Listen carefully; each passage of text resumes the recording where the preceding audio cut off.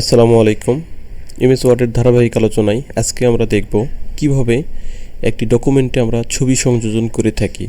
আমরা বায়োডাটা তৈরি করি, বায়োডাটার মধ্যে একটা ছবি সংযোজন করা প্রয়োজন হয়। এরকম বিভিন্ন প্রয়োজনেই আমাদের ডকুমেন্টের মধ্যে ছবি সংযোজন করতে হয়। তো আজকে আমরা দেখব কিভাবে আমরা একটি ডকুমেন্টে ছবি সংযোজন করে থাকি। তো প্রথমেই আমরা ডকুমেন্টে যে ছবিটিকে সংযোজন করতে চাই তা আমরা আমাদের কম্পিউটারের ডেস্কটপে আগে রেখে নেব, তাহলে সুবিধা হবে। তারপরে আমরা আমাদের ফাইলে প্রবেশ করব। প্রবেশ করার পরে ইনসার্ট মেনুতে প্রবেশ করব। ইনসার্ট মেনুর এখানে ইনস্টলেশন এই মেনুর অভ্যন্তরে আমরা দেখব পিকচার নামে একটি টুলস। এই পিকচার টুলসে যখন আমি ক্লিক করব তখন আমাকে বলতেছে আমরা ছবিটি কোথায় আছে সেখান থেকে দেখিয়ে দিলে এখানে অ্যাড হয়ে যাবে। তো আমি ছবিটি ডেস্কটপে রেখে আসলাম, ডেস্কটপ শো করার পর ডেস্কটপে আমি ছবিগুলো দেখতে পাচ্ছি। এখান থেকে যে ছবিটি আমার প্রয়োজন আমি সেই ছবিতে আমি ক্লিক করে এখানে ইনসার্ট করব। দেখেন ডকুমেন্টে ওই ছবিটি আমার এখানে চলে আসছে। তো ছবিটি আসার সাথে সাথেই লক্ষণীয় বিষয় এখানে নতুন আরেকটা মেনু উপস্থিত হয়ে গেল। মেনুটার নাম ফরম্যাট মেনু। আমি যদি ডকুমেন্ট যখন এখানে ছবি ছিল না তখন কিন্তু ফরম্যাট মেনুটা ছিল না। তো ফরম্যাট মেনুর এখানে এই টুলসগুলো আবার ওপেন হয়ে গেল, অর্থাৎ এই ছবি সম্পৃক্ত যত কাজ সবই ফরম্যাট মেনুর অভ্যন্তরে অবস্থিত। তো এখন আমরা দেখব এই ছবিটাকে কিভাবে আমরা আমাদের কাজের উপযোগী করে নিব। ছবিটা আসা মাত্রই দেখেন অনেক বড় এবং এখান থেকে দেখেন সরতেছে না, একদম ফিক্সড হয়ে আছে। তো প্রথম যে কাজটাই ছবিটি আসার পরে আমি এই ফরম্যাট মেনুতে প্রবেশ করে এখান থেকে ওয়ার্প টেক্সট এই ঘরটা আমি খুলব। খোলার পরে এখান থেকে বিহাইন্ড টেক্সট এই লেখাটাতে আমি ক্লিক করব।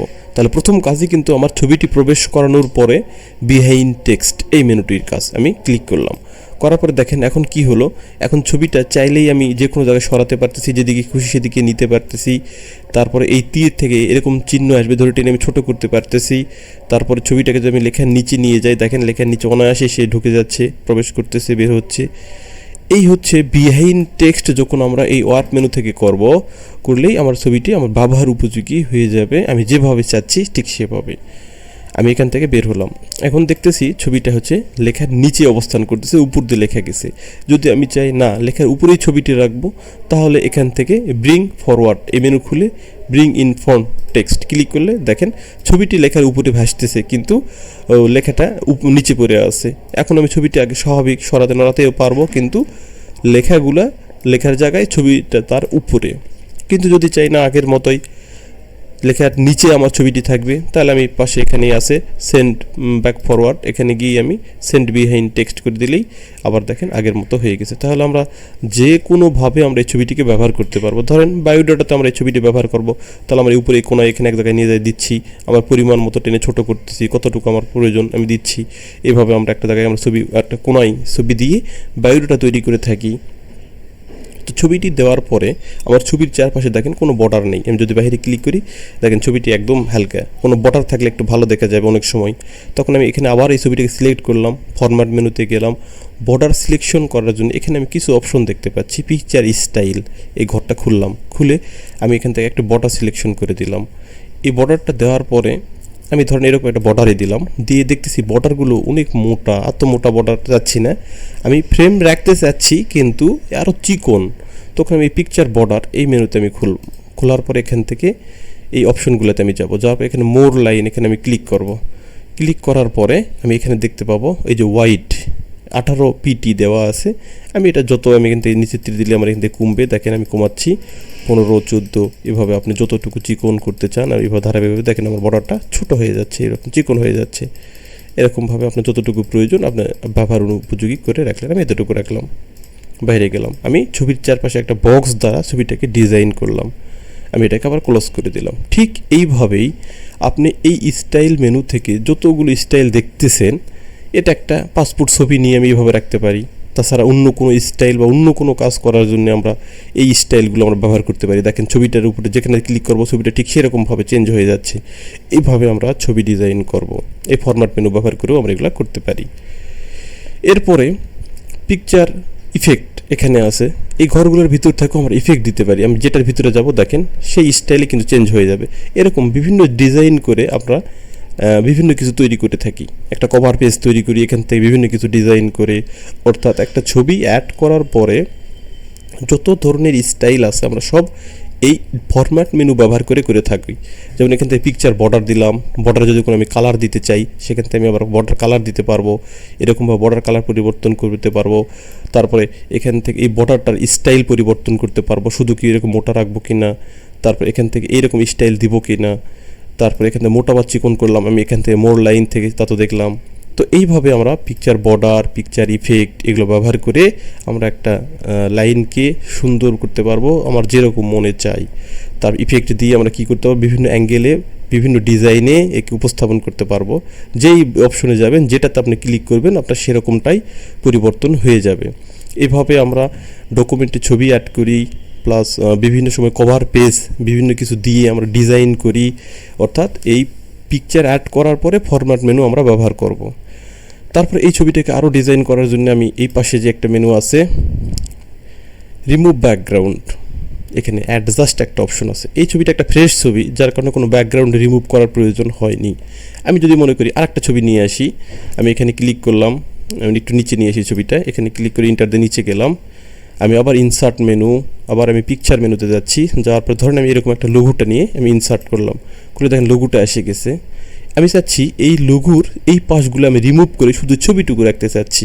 এরকম বিভিন্ন প্রয়োজনে আমি দেখেন তখন ব্যবহার করব এই ফরম্যাট মেনুর রিমুভ ব্যাকগ্রাউন্ড। এখানে ক্লিক করলাম, খুলে দেখেন আমার কিছু জায়গা সে ধরে নিছে।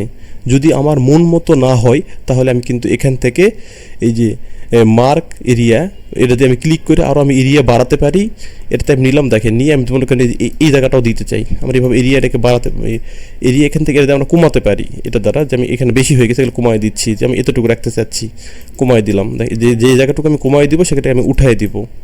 আর আবার যদি আমরা আরও কিছু রিমুভ করতে চাই তাহলে রিমুভ এরিয়া দ্বারা মনে করেন এতটুকু ধরে নাই, তাহলে এই রিমুভ এরিয়া এটা নিয়ে আমি আবার এটাকে আমি ধরে দেবো, এইভাবে আমি ধরে দিচ্ছি এই লেখাগুলো। অর্থাৎ এটা দ্বারা আমরা এরিয়া কোনটা বাদ দিতে চাচ্ছি সেটা মার্ক করে উঠাই দিব যদি কখনো সিলেকশন হয়ে যায়। তারপরে আর এটা দ্বারা আমরা আরও অ্যাড করতে পারবো। এরকম করার পরে কিপ চেঞ্জ, এখানে ক্লিক করলাম, দেখেন ওই জিনিসগুলো সব চেঞ্জ হয়ে গেছে। তাহলে আমরা এখান থেকে ব্যাকগ্রাউন্ড রিমুভটাও করতে পারবো, যে জায়গাগুলো আমরা করতে চাচ্ছি আর যে জায়গাগুলো করতে চাচ্ছি না। এভাবে আমরা রিমুভ করে একটা ছবিকে নিয়ে আসলাম। আসার পর ছবিটা সরবে না, কারণ ছবিটার চারপাশে একটা বক্স দ্বারা আবদ্ধ হয়ে আছে। তাহলে আমরা কী করি, যে কোনো একটা ছবি আনার পরে প্রথম ওয়ার্ক টেক্সট, এখান থেকে আমরা বিহাইন্ড টেক্সট এটাতে ক্লিক করলে ছবিটা আবার ইচ্ছা মতো সরবে, নড়বে, বিভিন্ন দিকে যাবে, আসবে, লেখার নিচে ঢুকবে। তাহলে ছবি সংযোজন করে আমরা একটা ব্যাকগ্রাউন্ডটাকেও চাইলে আমরা চেঞ্জ করতে পারবো এখান থেকে। আবার এখানে আছে এই মেনু থেকে আমরা ছবিটাকে কীরকম স্টাইল বা কীরকম কালার প্রদান করতে চাচ্ছি সেই স্টাইলগুলো, বিভিন্ন ধরনের স্টাইল এখান থেকে আমরা এটাকে করতে পারি। যেমন এখান থেকে দেখেন হালকা লাইট হয়ে যাবে এরকম, তারপরটাতে গেলে এরকম, তারপরটাতে গেলে এরকম, মানে লাইটিংয়ের ব্যাপার। আমরা ছবিটাকে হালকা করে অনেক সময় জলছাপ হিসেবে ব্যবহার করতে চাই, এখান থেকেও জলছাপ হিসেবে কালার কমায় ব্যবহার করতে পারি। তারপরে এখানে কালার অপশন আছে, এখান থেকে যে জিনিসগুলো আমরা সাদা কালো ডিজাইন করতে পারি একটা কালার ছবিকে। তারপর এখান থেকে দেখেন ছবিটাকে আমি এখানে দেখি, আর এখান থেকে স্টাইলগুলো প্রদান করে থাকি। দেখেন এটাতে কি সাদা কালো হয়ে যাবে, তারপরটাতে এরকম, তারপরটাতে গেলে ঠিক এরকম। এখানে অনেক ডিজাইন আমরা দেখতে পাচ্ছি, আপনি যে ডিজাইনে যাবেন ঠিক সেরকম ডিজাইনে আপনার ছবিটা পরিবর্তন হয়ে যাবে। এখান থেকে যে কালারে যাচ্ছি এরকম যাচ্ছে, হালকাতে এরকম হালকা, আপনি যা এখান থেকে চাচ্ছেন। আর এটা হচ্ছে গিয়ে আপনার ওয়াশ আউট। যদি কোনো কিছু আমরা জলসাপ করতে চাই তাহলে মনে করেন এটাকে আমি একটা জলসাপ হিসাবে লেখার নিচে দেব। আমি লেখার নিচে ছবিটাকে দিলাম, দিয়ে আমি চাচ্ছি আমার লেখাগুলো গাঢ় থাকবে আর ছবিটা অনেক হালকা হয়ে যাবে। তখন আমরা এই কালার অপশনে ঢুকবো, ঢোকার পরে দেখেন এই চিহ্নটা, আপনার কালার সব কিছু ঠিক রেখে যদি আমি এখানে ক্লিক করি, দেখেন এখন বিষয়টা কী হলো, আমার ছবিটা লেখার নিচে জলসাপে পরিণত হয়ে গেল। বুঝে যাচ্ছে নিচে একটা ছবি আছে, উপরে আপনার স্বাভাবিক লেখাগুলো। এভাবে আমরা একটা কাগজের মধ্যে কোনো ছবি দ্বারা জলসাপও দিয়ে থাকি। আমি আবার এটা সিলেকশন করব, দেখেন সিলেকশন করার জন্য এখানে চেষ্টা করতেছি কিন্তু সিলেকশন হচ্ছে না। যদি কখনো এরকম সিলেকশন না হয় তখন আমরা চলে যাব হোম মেনুতে। হোম মেনু সবার শেষে একটা মেনু আছে, দেখেন সিলেক্ট, এই তীর খুলবো, সিলেক্ট অবজেক্ট, এই তীরটাকে আমি নির্বাচন করব। করে আমি যদি ছবির উপরে আবার এখানে ক্লিক করি, দেখেন আমার ছবিটা আবার সিলেকশন হয়ে গেছে। ঠিক ছবির ক্ষেত্রে যদি কখনো দেখি যে আমরা সিলেকশন এরকমভাবে আসতেছে না, এরকম চারকোনা চিহ্ন না আসলে কিন্তু সিলেকশন হয় না। ক্লিক করলাম, সিলেকশন হচ্ছে না, তখন আমরা দ্রুত চলে যাব হোম মেনুতে। হোম মেনুতে গিয়ে এখান থেকে সিলেক্ট, এই ঘরটা সিলেক্ট অবজেক্ট এটা নিব, নিলেই যেটার উপরে যে আমি ক্লিক করবো দেখেন সেটা সিলেক্ট হয়ে যাবে অটোমেটিকলি। আবার আমি ফরম্যাট মেনুতে ফিরে আসলাম, যেখান থেকে আমরা আমাদের ছবির কাজ করতেছিলাম। তাহলে এখান থেকে আমরা কালার থেকে কী করলাম, ওয়াশ আউট করে ছবিটাকে জলছাপে পরিবর্তন করে নিলাম। অর্থাৎ এই মেনুগুলো ব্যবহার করে আপনি যে কোনো ধরনের স্টাইল করে আপনার ছবিকে আপনার কাজের উপযোগী করে তুলতে পারবেন।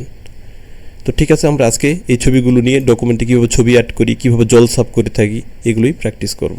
আজ এ পর্যন্তই। আসসালামু আলাইকুম।